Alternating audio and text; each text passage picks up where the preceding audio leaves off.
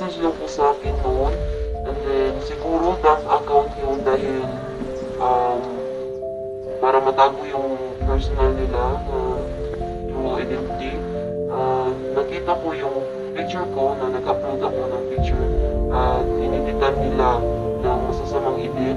At saka nakita ko rin sa mga comment man na may nagsabi din na, oo, totoo yan, ingatan niyo yung mga boyfriend mo dahil malaki yung babae nila na naano yung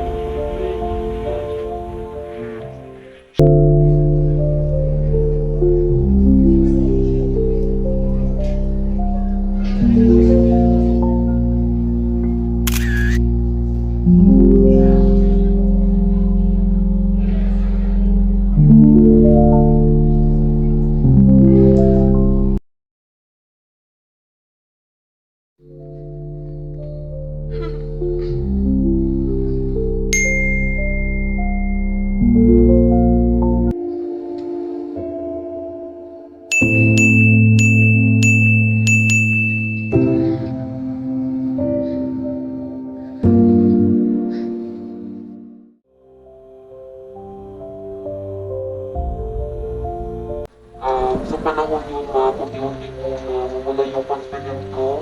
Every time na lumalabas ako ng bahay, feeling ko ang dumi-dumi ko dahil sa mga false information na sinare yung DAP account.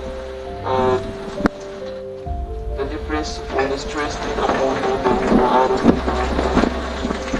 Hindi ko po kilala kung sino yung nagpakalat sa aking pictures at ineditan ng masasama. Sa ngayon po, medyo okay na, pero andun pa rin ang bakas ng sakit na ginawa ng tao na yun.